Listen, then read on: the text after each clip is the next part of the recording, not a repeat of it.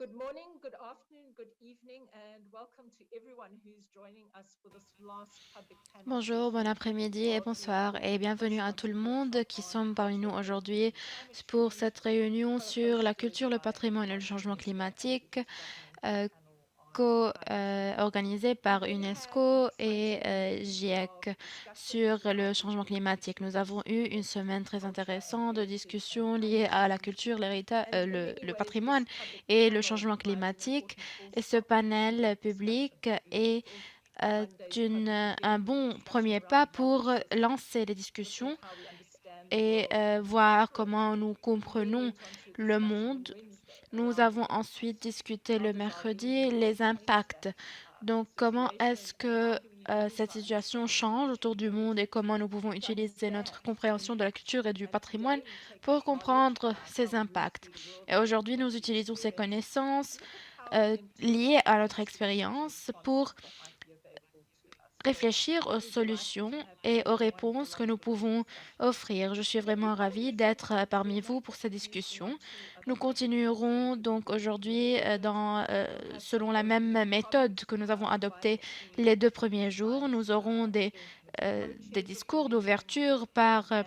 after that, I will then donnés par introduce ou bien our esteemed prononcés par les panelists. organisateurs. Then closing with Et the ensuite, nous questions aurons and quelques answers and interventions des reflections on panélistes. Ensuite, nous issues poserons related quelques to questions this sur week. les So perhaps problèmes, let les me start questions with et this les process solutions. to Donc, give you time to commençons ce prepare processus by puisque nous introducing n'avons pas myself beaucoup de temps. Deborah Je me Roberts. présente, I je am suis a Deborah Roberts. experienced Je suis co-chair of this particular meeting representing the coprésidente de cette Intergovernmental Panel on réunion Climate Change or liée IPCC. au The changement reason why this climatique meeting et is je so représente important, why le the GIEC. discussions Cette today are réunion a été important, vraiment is the importante Intergovernmental Panel on Climate Change les set us up discussions really well aujourd'hui seront for très events for importantes. next week. We really Et are a nous large avons global service déjà citizen. vu Our job durant is to cette provide semaine que nous sommes policymakers and vraiment decision makers euh, around the world with an responsables effective set de of information la platforms to création de support solutions influence et on du public partage policy. About d'informations three things: liées the sur causes of human-induced trois climate change, choses, the les impacts causes we experience as a humaines result, du changement and probably climatique, most l'impact importantly, et le ways résultat we du can changement take action. climatique, et How does probablement la chose climate la change plus react?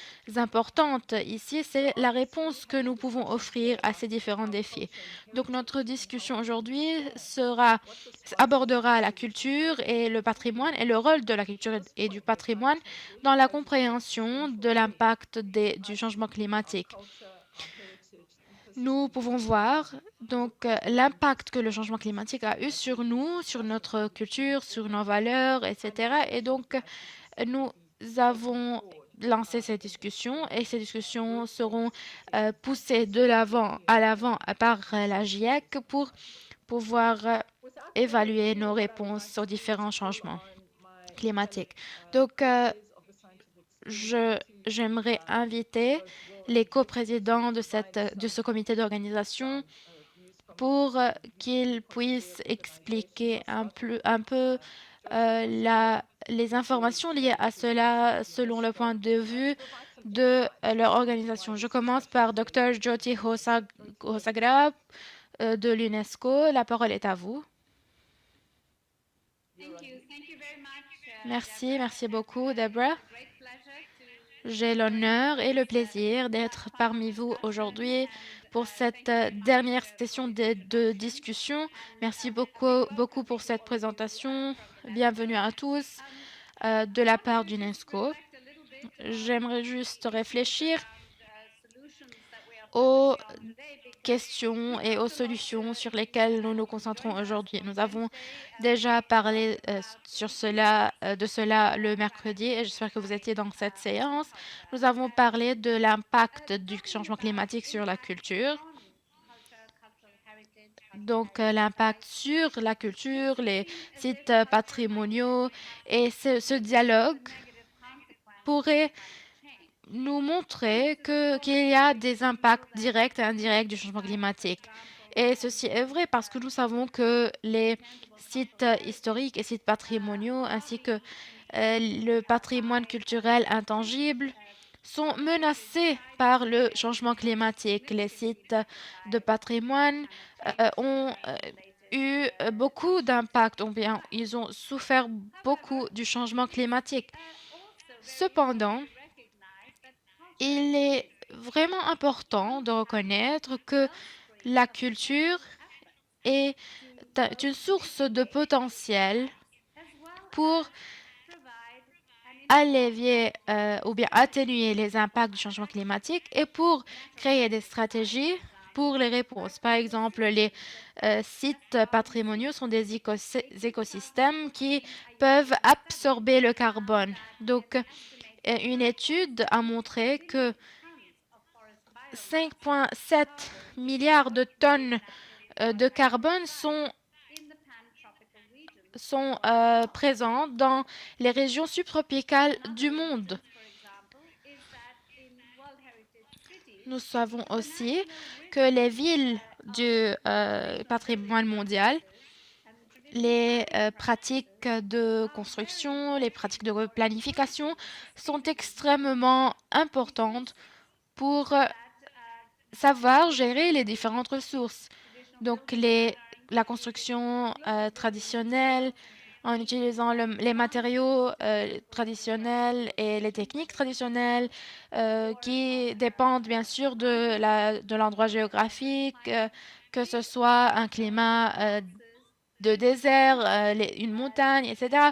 Donc, ces plans et ces méthodes nous aident à savoir comment gérer la situation dans différentes régions et comment répondre aux différentes questions, aux différents problèmes selon le lieu géographique. Et ceci propose aussi une solution de construction passive pour pouvoir gérer les différentes pressions auxquelles font face ces régions. Donc, ce sont des connaissances qui ont été rassemblées et rendues de plus en plus délicates et exactes d'année en année. Donc, ceci est vraiment une source très importante d'informations et de leçons pour pouvoir élaborer des stratégies d'adaptation. Les villes sont aussi dans les lignes, dans les premières lignes de développement et d'action de réponse. Par exemple, en Australie, la grande ville de Melbourne utilise la littérature et l'écriture pour que les gens puissent comprendre d'une meilleure façon les différents défis du changement climatique. Les dialogues liés sur le One Heritage City, euh, donc le programme One Heritage City qui a été lancé en 2021 sur l'adaptation des villes et leur résilience, souligne aussi le rôle des systèmes de connaissances dans l'atténuation de l'impact du changement climatique et dans le renforcement de la résilience. Et ce, pour gérer les risques de catastrophes. Par exemple, à Bahreïn, il y a des régions qui ne sont pas, qui sont utilisées comme des cimetières pour éviter quelques conséquences du changement climatique. Donc, tout cela et toutes les autres initiatives ont eu un impact sur la réduction du niveau de carbone. Nous savons aussi que les cinémas et les films et les technologies digitales euh, ou bien poussent à une grande consommation d'énergie, donc une grande consommation et de grandes émissions de carbone. Voilà pourquoi il y a beaucoup d'initiatives qui visent à réduire les émissions de carbone. L'héritage, le patrimoine humain, le patrimoine culturel sont un outil essentiel pour réduire l'émission de carbone et pour atténuer les impacts du changement climatique. Il y a des connaissances traditionnelles dans plusieurs régions aussi qui peuvent rendre les communautés plus résilientes. Des musées, des institutions culturelles, des sites et des centres de patrimoine peuvent être des acteurs dans la sensibilisation et l'encouragement du dialogue sur la réponse au changement climatique. Il y a aussi un très grand rôle joué par les photographes qui sont en train de produire des documentaires sur le changement climatique pour aussi sensibiliser les jeunes. Il y a aussi d'autres outils comme les vidéos, les documentaires qui peuvent montrer la vérité à propos du changement climatique. Les approches basées sur la culture peuvent être utiles pour détourner l'attention de cet impact sur les choses en commun, ce qu'on a, les risques en commun, donc quelque chose, donc les choses que nous avons en commun les uns avec les autres, ce qui va promouvoir l'action. En 2021, la culture a été ajoutée dans les réunions de COP26 et dans le G20 où ils ont jeté la lumière sur la culture et le patrimoine. Ce que je veux dire, c'est que la culture est très importante pour les communautés locales et pour les sites patrimoniaux. Mais c'est aussi important parce qu'il faut lier la culture aux différentes actions menées pour lutter contre le changement climatique dans le secteur et ça doit être inclus dans les politiques globales qui ont un effet sur les communautés locales.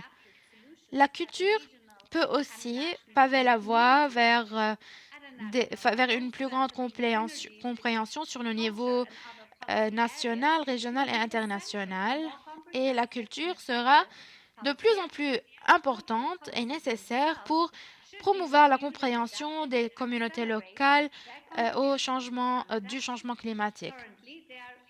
Actuellement, il n'y a pas beaucoup d'initiatives qui visent à atténuer les impacts du changement climatique malgré son grand effet et son grand impact sur les différentes régions du monde. En 2007, l'UNESCO a lancé un document de politique sur l'impact du changement climatique sur les patrimoines. Les connaissances et les technologies liées à ce sujet peuvent avoir un rôle primordial dans la prise de décision favorable pour les communautés.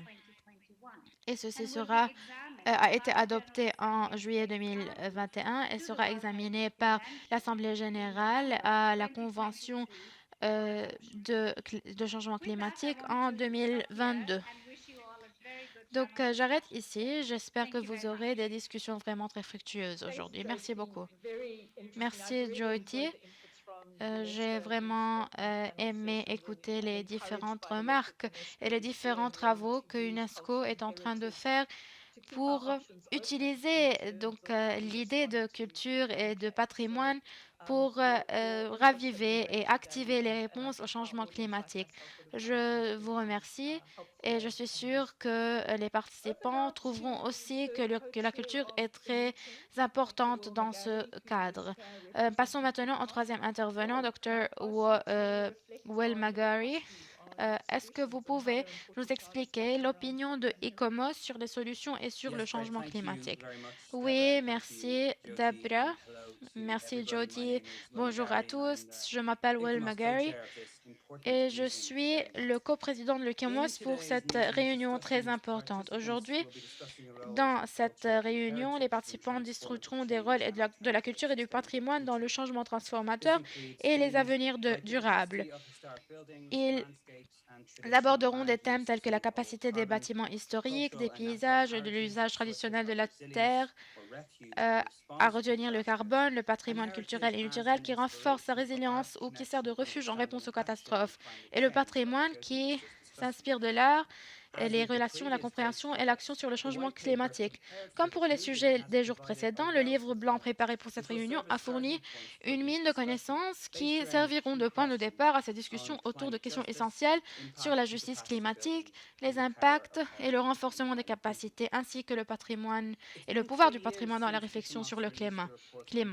Cela fait 3 ans que l'ICOMOS a publié le rapport L'avenir de notre passé, engager le patrimoine culturel dans l'action pour le climat, qui porte passe en revue les multiples façons dont le patrimoine culturel contribue à la réalisation des ambitions de l'accord de Paris. Le rapport présente des solutions axées sur la culture dans dans quatre grandes catégories d'intervention climatique: l'atténuation et la réduction des émissions de gaz à effet de serre, l'adaptation, la planification des pertes et des dommages et le renforcement des ambitions et des capacités en matière de climat. Beaucoup de ces thèmes ont déjà été présentés lors des panels précédents, mais je veux prendre un moment pour insister sur la dimension de l'atténuation, car, comme Deborah l'a déjà mentionné dans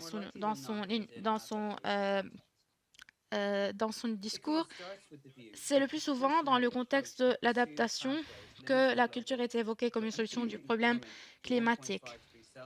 L'ICOMOS part du principe qu'une approche de précaution vise à limiter le réchauffement climatique à 1,5 degré Celsius sans dépassement ou avec un dépassement limité, qui est l'approche la plus efficace pour la protection, la conservation et la gestion du patrimoine culturel. Et Teresa Patricio, présidente de l'ICOMOS, a fait référence à ce point dans ses remarques lors de l'événement de lancement.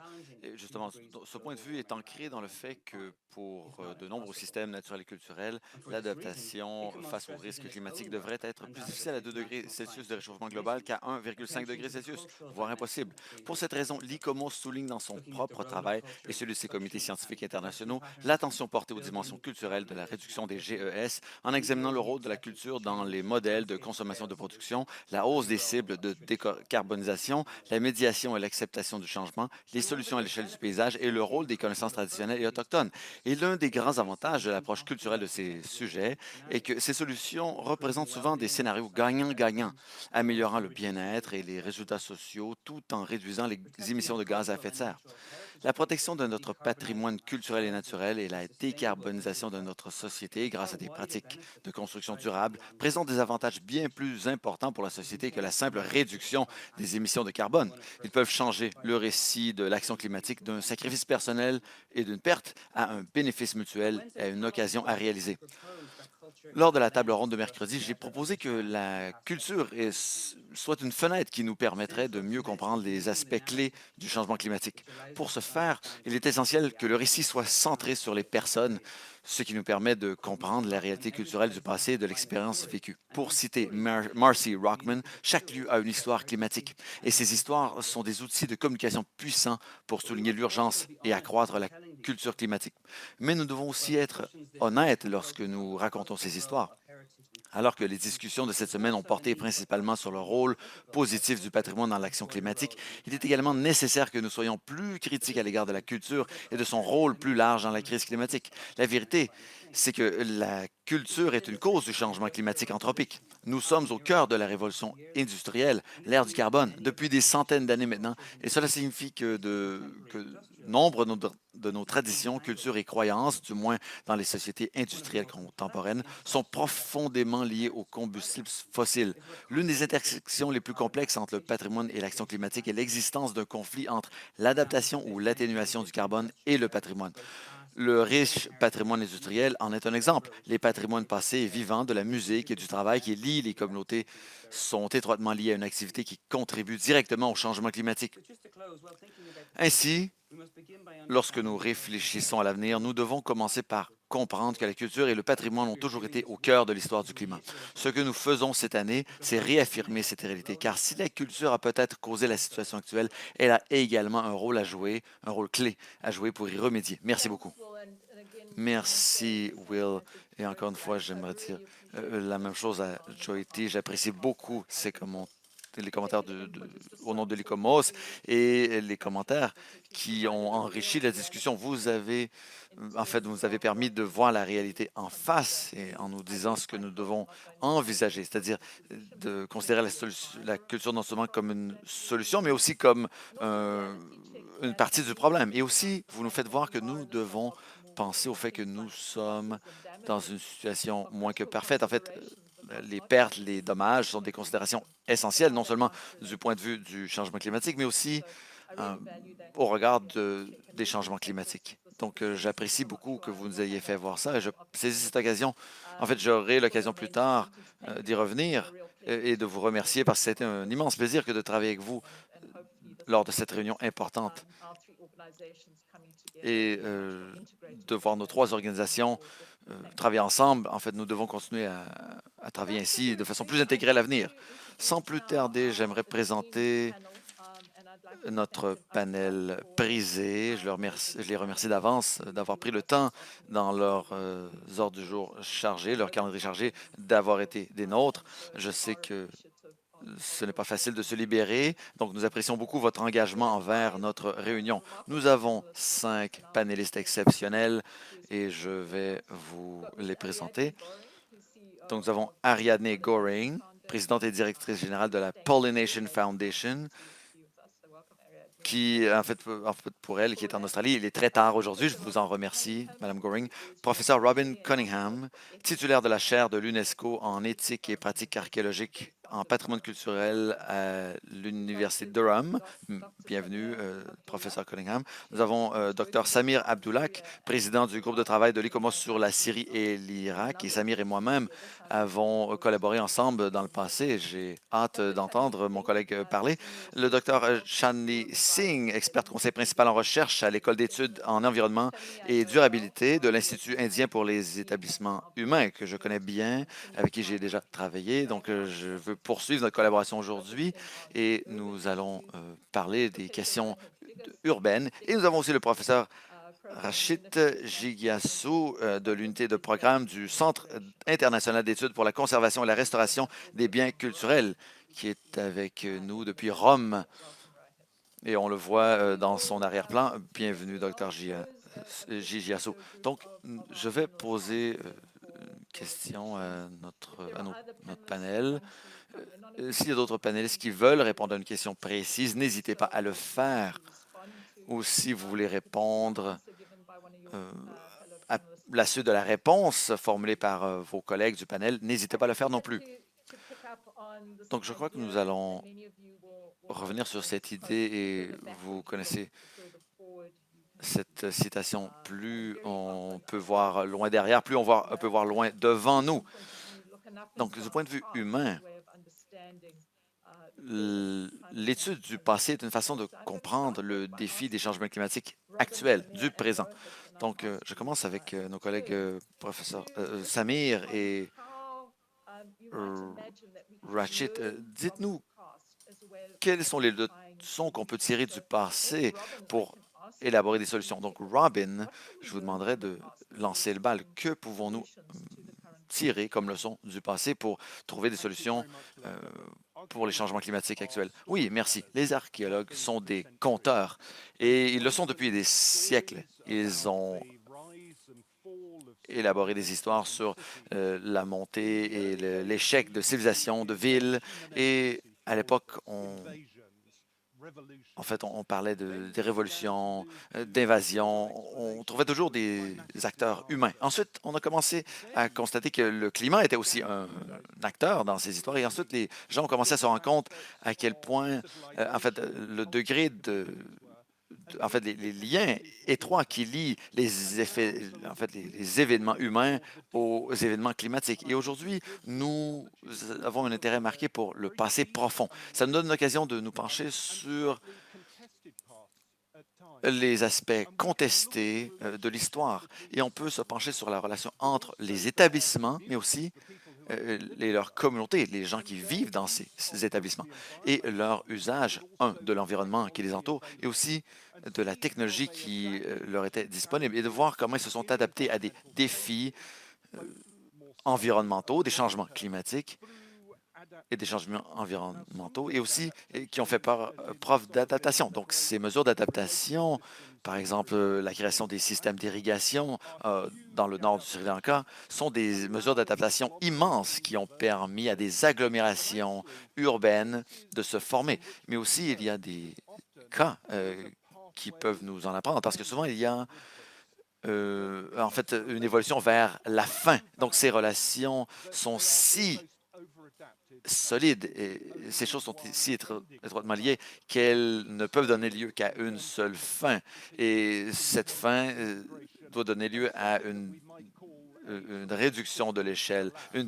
En fait, dirige vers un effondrement de ces systèmes. Et on l'a vu dans l'histoire. Donc, c'est très important de comprendre que le passé a en fait, des antécédents en adaptation réussie et non réussie. L'archéologie nous permet d'explorer les anciens systèmes technologiques et de connaissances. Donc, bien que ce soit des changements liés à des catastrophes, les changements climatiques vont nous apporter plus de catastrophes et les narrateurs en sont conscients. Mais dans les phases post-catastrophe à Katmandou, par exemple, le travail avec les communautés locales, avec des artisans, ce travail collectif a permis d'établir un lien entre la science pure et les connaissances autochtones pour comprendre les adaptations nécessaires, l'adaptation urbaine face aux risques permettant une durabilité, une résilience de s'intégrer. Donc, selon moi, le passé n'est pas que de la recherche. Moi, je repense au jour où tout le monde pensait que c'était que de la recherche, mais le passé est incroyablement important pour dégager la résilience des communautés. Il y a une tendance chez nous, les archéologues en particulier, de nous concentrer sur le tangible, toujours. Mais en fait, l'intangible est une façon de découvrir le vrai passé. Et je suis dans une université entouré d'académiciens. Souvent, ce sont les praticiens qui sont ceux qui vivent au jour le jour avec cette technologie ancienne qui peuvent nous permettre de comprendre les liens entre la science pure et l'aspect humanitaire, en fait, l'aspect humain et la communauté et l'aspect artisanal. Parce que le passé peut être présent dans cette compréhension du présent. Et finalement, ce que je veux dire, ce passé est menacé. Menacé par les changements climatiques, mais aussi menacé par l'urbanisation accélérée, par les méga infrastructures qu'on a tendance à bâtir pour des fins d'efficacité, soi-disant. Et ensuite, ce qu'on connaît du passé, en fait, on constate que les solutions, les possibilités nous permettant de mieux comprendre l'adaptation culturelle qui s'est déroulée nous donnent des leçons en vue de l'avenir, souvent. Merci énormément, Robin. Vous avez lancé le bal en Lyon. J'aime cette idée de l'étude du passé pour comprendre les mécanismes de résilience des communautés. C'est très important. Et au GIEC, nous dépendons des paléoscientifiques pour qu'ils nous expliquent les changements climatiques au regard de l'histoire. Mais vous nous avez ouvert une dimension nouvelle. Merci. Et je vous pose la même question. Samir, c'est-à-dire qu'est-ce qu'on a appris du passé? Et vous êtes très bien placé pour en parler parce que vous connaissez bien une partie du monde où la civilisation qui nous caractérise, c'est la science. En fait, pouvez-vous nous faire part de vos idées, de ce qu'on peut apprendre du passé pour nous aider Well, dans le présent? the subject is very wide, and Ce I sujet didn't est très vaste. prepare Je n'ai a rien préparé. structured talk. C'est-à-dire, je n'ai pas I can préparé say d'allocution that structurée, mais ce is que je peux dire, c'est area que I'm familiar with, which c'est is le domaine que je broadly connais bien. Mediterranean, North Africa, C'est the Middle East. l'Afrique du Nord, la Méditerranée, le Proche-Orient. C'est une There used to be des régions que je different connais bien. sorts of disaster. Il y avait à l'époque différentes sortes de catastrophes.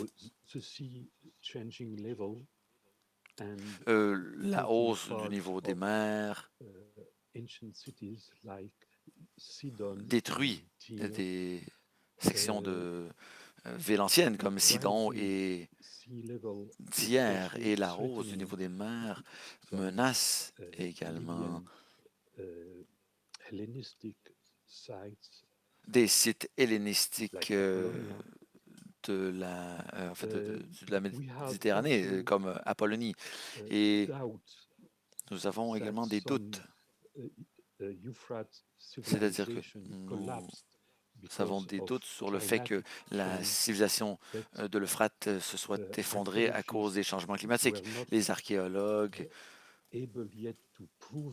ne sont pas encore en mesure de le prouver, mais c'est ce que nous pensons, que ce sont les changements climatiques qui auraient donné lieu à ce déclin, à cette destruction, à cet effondrement. Anyway, Mais de toute façon, je vais me concentrer sur l'adaptation face au climat en matière de logement, c'est-à-dire le logement quotidien.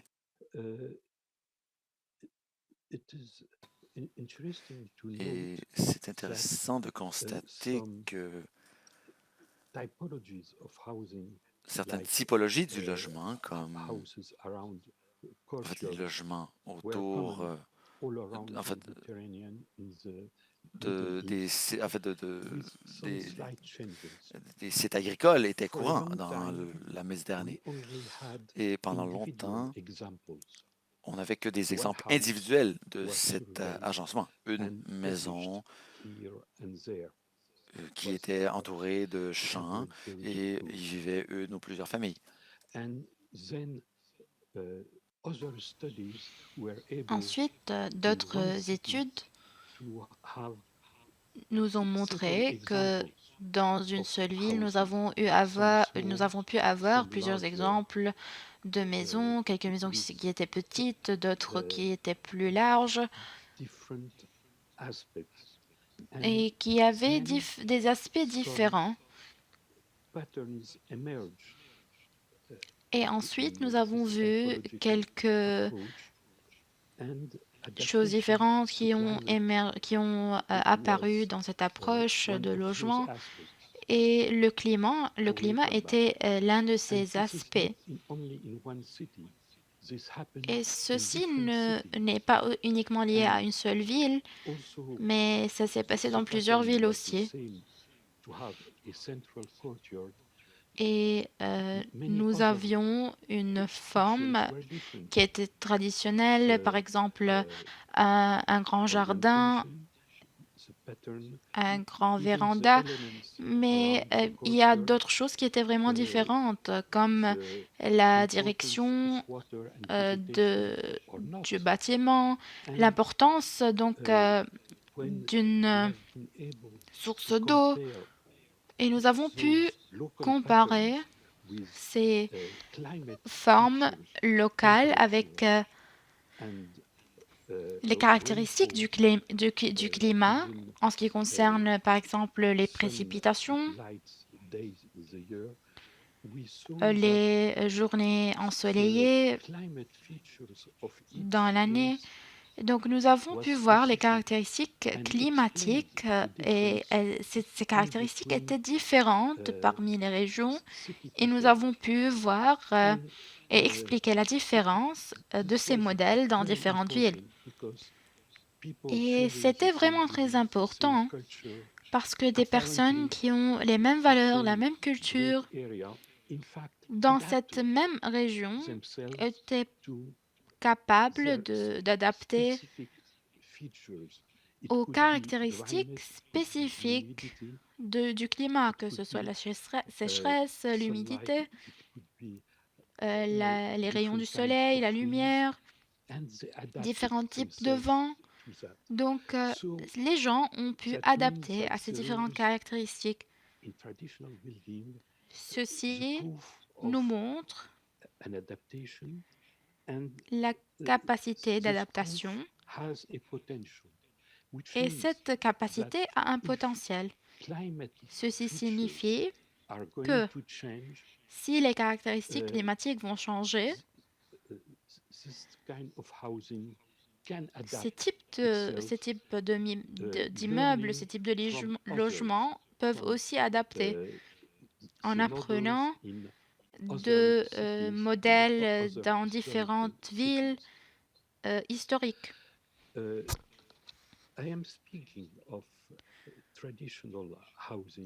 Je parle des logements traditionnels. C'est ma spécialité.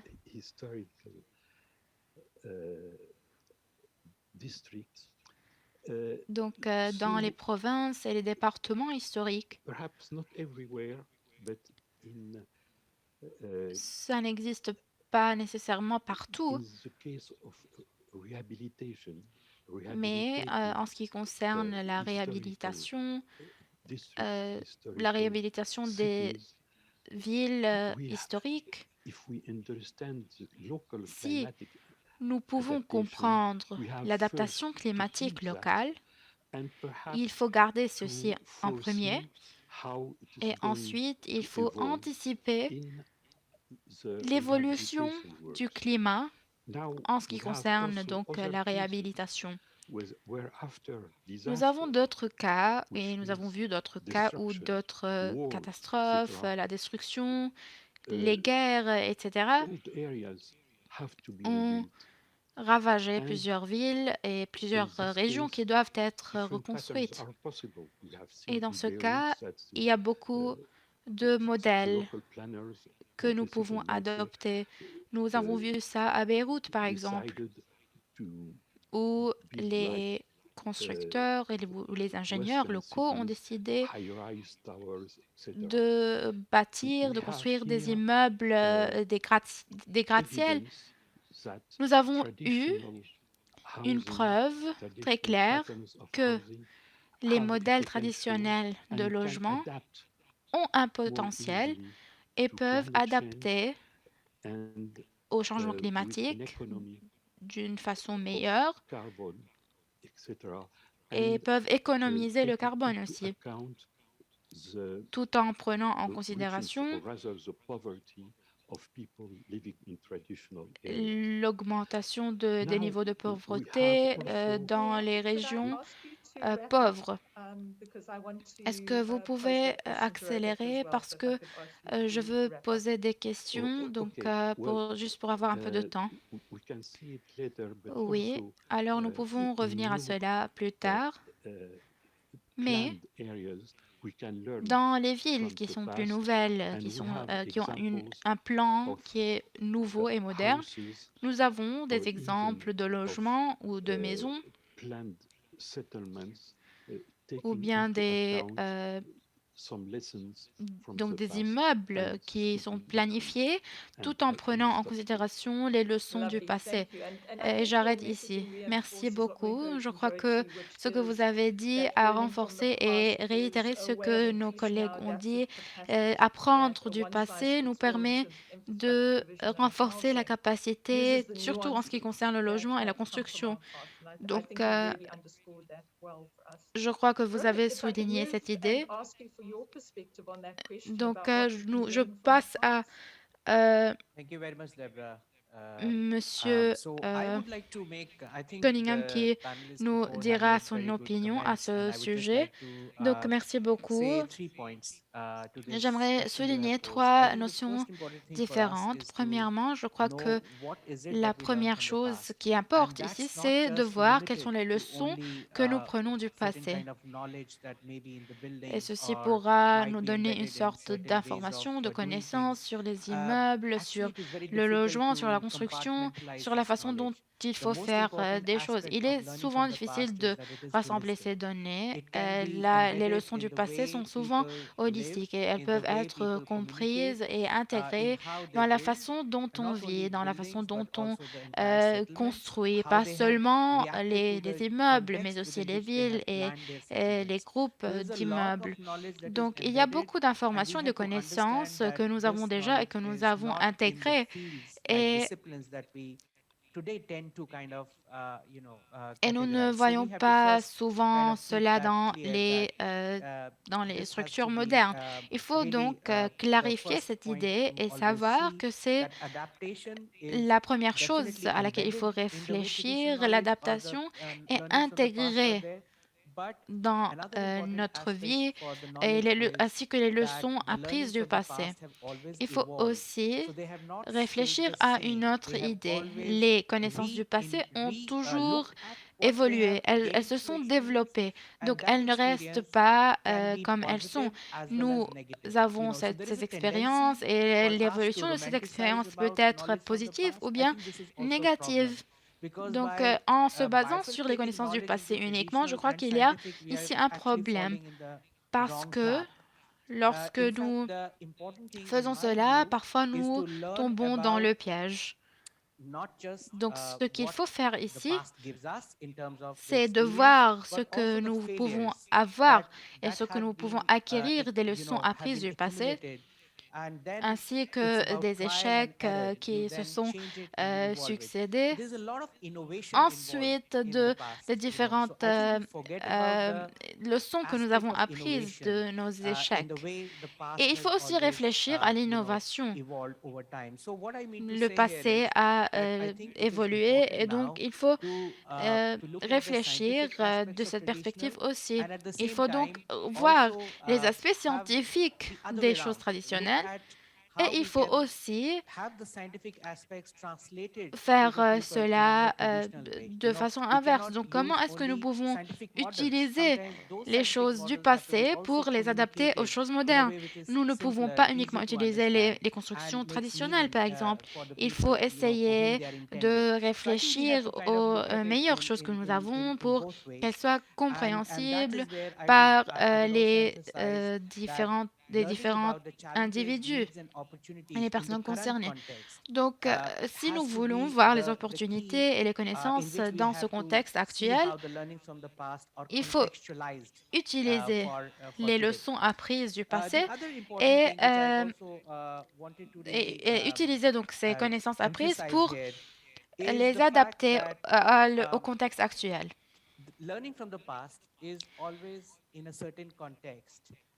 Donc, nous pouvons apprendre du passé seulement dans des contextes spécifiques. Donc, si nous voulons utiliser ces informations et ces connaissances, il faut voir comment on peut partager ces informations.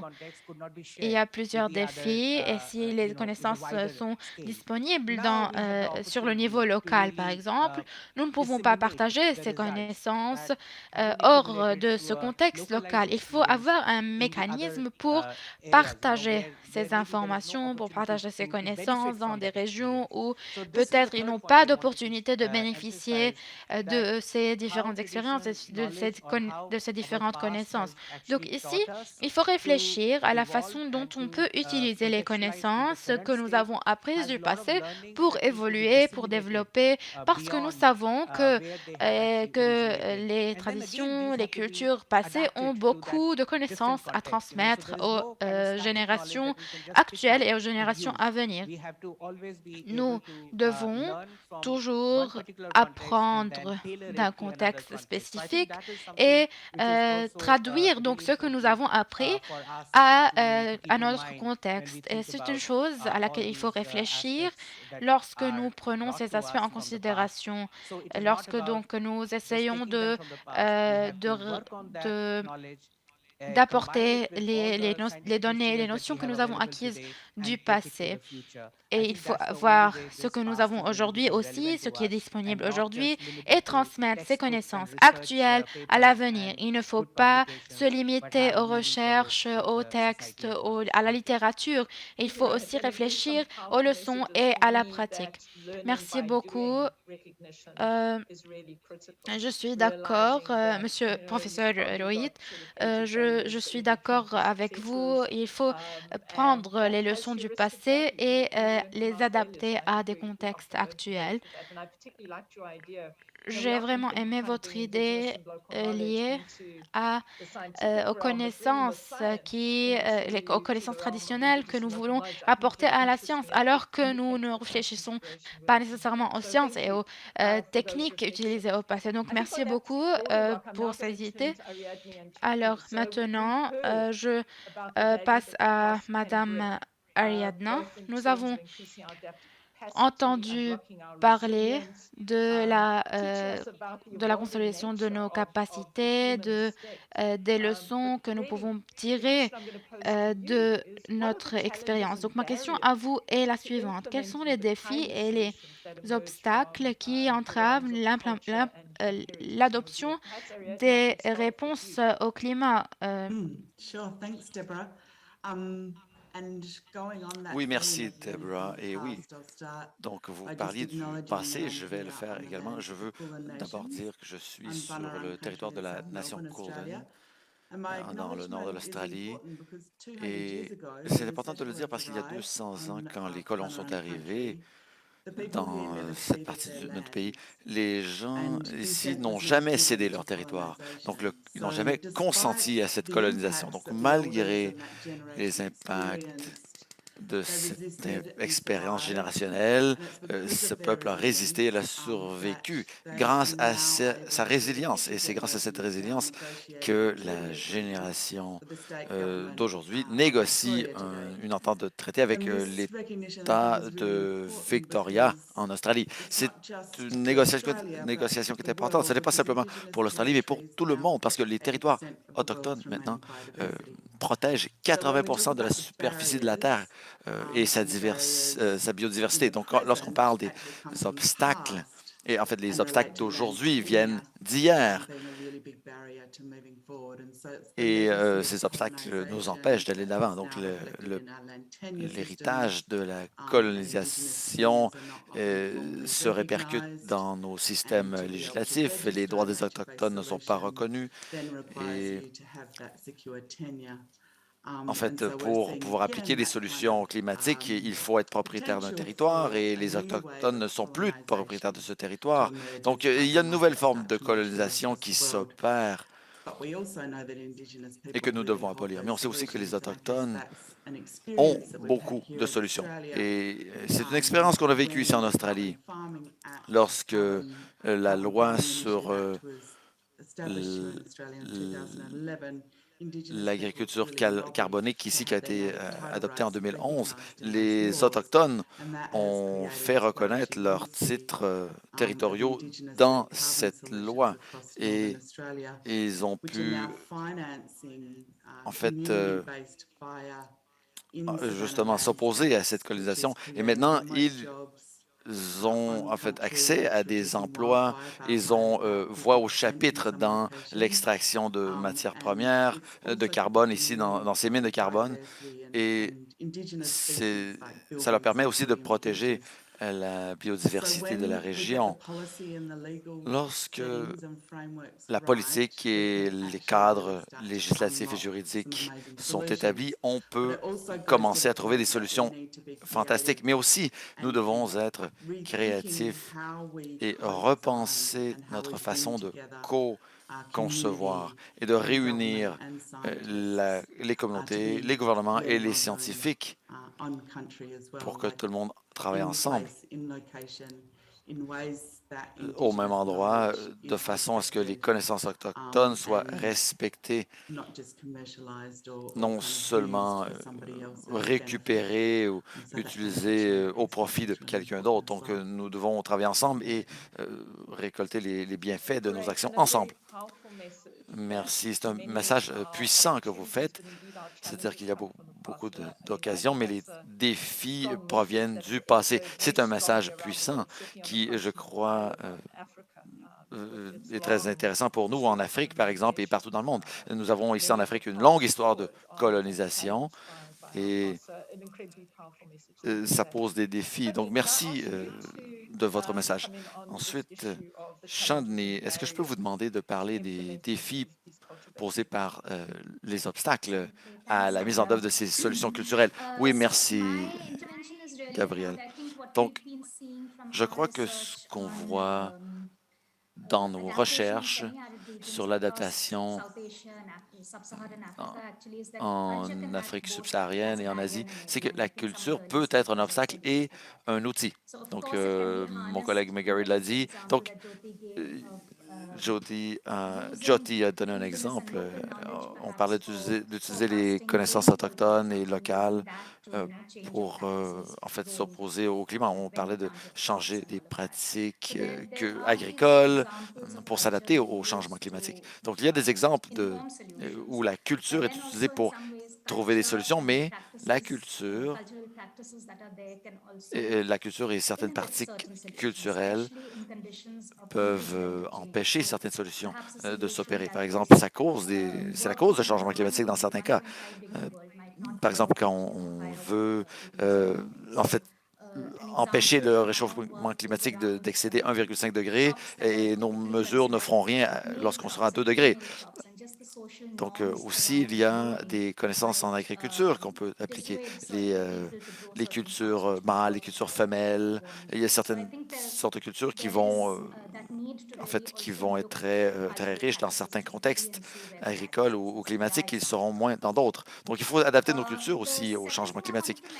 Donc, la deuxième chose que je veux dire, c'est que les cultures ont une dynamique. Donc, souvent, on demande aux gens qu'est-ce qu'ils veulent dans la vie, quelles sont leurs aspirations. Donc, la culture n'est pas quelque chose de statique. Et on comprend comment la culture peut influer sur le type de solution qu'on va adopter et appliquer. Je crois qu'il faut le reconnaître. Et nous devons maintenant nous pencher sur les comportements scientifiques et comprendre pourquoi il y a en fait certains choix qui sont faits, des choix qui sont faits au quotidien par les gens, et pourquoi les gens choisissent de ne pas s'adapter ou choisissent d'appliquer des solutions qui semblent en fait qui semblent bénéfiques, mais qui ne le sont pas. Donc, parfois, il y a des gens qui ne veulent pas s'investir dans des projets à long terme. Donc, il y a des décisions discutables que nous, les humains, prenons. Nous prenons des décisions à court terme parfois, au détriment des décisions à long terme. Donc, je crois que la science doit se pencher là-dessus également. Pour moi, l'adaptation, c'est un changement comportemental. C'est la façon dont les gens pratiquent certaines choses, comment ils vivent, comment ils survivent. Donc, cet aspect, justement, de la culture est essentiel. Je veux également souligner le fait que, souligner du travail que nous avons fait sur l'agriculture urbaine dans certaines villes.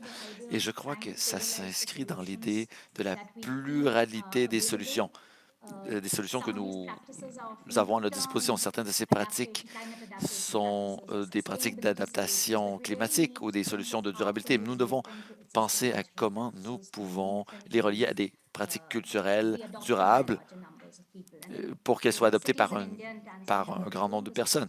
Et il y a des villes, en fait, dans certaines villes, on voit que bien que ces projets d'agriculture urbaine viennent de considérations environnementales, c'est-à-dire faire pousser sa propre nourriture et vivre plus durablement. Mais dans certains établissements, les gens font, en fait, cultivent leurs propres aliments pour des raisons culturelles ou religieuses. Donc, il y a des choses, des aliments qu'on mange dans notre alimentation locale qui proviennent de croyances religieuses. Et c'est l'intangible dont nous avons parlé plus tôt. Et nous devons reconnaître justement cette valeur culturelle de l'intangible. Donc, si on ne tient pas compte du fait que la culture s'adapte, change et elle n'est pas statique, bien, on passe à côté de quelque chose de très important. Merci de vos commentaires importants et vous mettez l'accent sur la compréhension du comportement humain.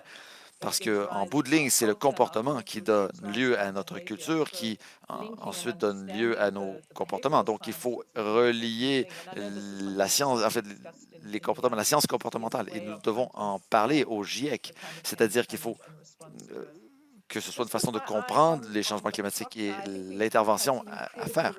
Donc, nous avons eu des commentaires très riches qui soulignent la diversité que nous offre la culture et le patrimoine pour comprendre la réalité du présent par rapport venant du passé, mais aussi comment nous pouvons agir. Donc, j'aimerais faire ceci avec mes panélistes. Je vous donnerai 1 minute à chacune pour que vous répondiez à la question. Si nous devons mobiliser la culture et le patrimoine pour nous attaquer au changement climatique, selon vous, quelle est la chose par excellence à faire pour mobiliser le potentiel de la culture et du patrimoine pour nous attaquer au changement climatique? Nous allons commencer par Robin. Donc, tout le monde au panel a 1 minute pour répondre à cette question. Robin, pouvez-vous commencer? Vous avez l'occasion de nous dire ce que nous pouvons faire pour mobiliser ce potentiel. Merci, oui, tout à fait. Merci, Deborah. Selon moi, c'est l'approche interdisciplinaire. Et ça veut dire qu'on doit En fait, on cessait de travailler en silo académique. La science, les arts, les sciences humaines, les sciences sociales, tout le monde doit travailler ensemble et nous devons également établir des liens avec des partenaires. Et au-delà de ça, nous devons commencer à comprendre les inégalités. Nous sommes dans un monde, dans des organismes non gouvernementaux hiérarchiques, académiques, et même ceux qui sont dans les systèmes de connaissances autochtones négocient davantage. En fait, nous devons reconnaître cette réalité. Et ce que je veux dire pour terminer, et c'est la chose la plus essentielle pour moi, ce que j'ai compris dans mon expérience à travailler sur des scénarios post-catastrophe, il y a l'action humaine, l'action naturelle et toutes nos bonnes actions. Nous avons tendance à les oublier, à les mettre de côté pour miser plutôt sur l'efficacité et nous avons une approche unique. Et c'est ce qui nous mènera vers plus de catastrophes, plus de conflits, c'est-à-dire si nous n'apprenons pas comment être agile et comment mettre en relation toutes ces bonnes intentions de façon agile pour agir dans l'urgence. Si nous ne faisons pas cela, nous allons continuer à échouer. Merci. Oui, vous soulignez l'agilité. Je crois que c'est essentiel. Et Chandni, qu'est-ce que vous direz? Quelle est la chose à mobiliser selon vous? Eh bien, ce que Robin a dit sur la mise en commun des disciplines, mais aussi des systèmes de connaissances, c'est la clé. En tant que chercheurs, praticiens, nous devons aborder cette conversation avec humilité, reconnaître que les systèmes que nous perpétuons sont importants, ils ont une certaine importance, mais il faut être humble et comprendre que chaque discipline est une façon d'envisager le monde et il faut les mettre ensemble pour que ça apporte plus de valeur. Donc, c'est une des choses que je veux dire. La deuxième chose, j'ai écrit là-dessus, justement, dans le document contextuel que nous avons élaboré. Il faut comprendre que l'origine des gens détermine leur présent. Donc, il faut s'ouvrir les yeux et regarder l'histoire des gens, ce qui nous permettra de comprendre que certaines régions du monde sont marginalisées à cause de raisons historiques. Donc, il faut tenir compte de tout ça lorsqu'on élabore des solutions. Merci. Oui, c'est un message important. L'humilité dans l'approche de ces connaissances, je crois qu'on ne fait pas suffisamment preuve d'humilité. Et maintenant, oui, Robin. Oui, Rachid, oui. Je crois que je vais faire du pouce sur ce que les autres panélistes ont dit et je vais apporter à la table la gouvernance. Oui, tout s'inscrit dans la gouvernance. Si nous devons mobiliser la culture, ça veut également dire que les institutions qui travaillent en silo doivent également apprendre à travailler ensemble. Et le secteur de la culture est plutôt que d'être un autre silo, c'est un domaine, une institution qui travaille en autarcie, qui travaille sur la culture. En fait, je crois qu'on doit intégrer la culture dans tous les autres secteurs. C'est la clé. Et nous devons travailler d'arrache-pied envers cette réalité qui peut devenir réalité. Et il y a beaucoup de collaboration. À l'heure actuelle, je crois que c'est un premier pas vers cette réalité future. Et il faut remettre les choses à l'échelle, diminuer l'échelle. Donc, je parle ainsi de gouvernance. C'est la clé ici. Merveilleux. Merci, je suis tout à fait d'accord avec vous. Il y a un besoin d'intégrer la gouvernance et la culture, oui. Et oui. Ariane, oui, je crois qu'il faut reconnaître les connaissances des Autochtones, les connaissances autochtones, et reconnaître que ces connaissances existent dans ces langues vivantes et qu'il y a des centaines de langues autochtones qui sont toujours parlées aujourd'hui, qui contiennent cette connaissance traditionnelle et autochtone. Donc, les connaissances traditionnelles sont centrés sur l'investissement dans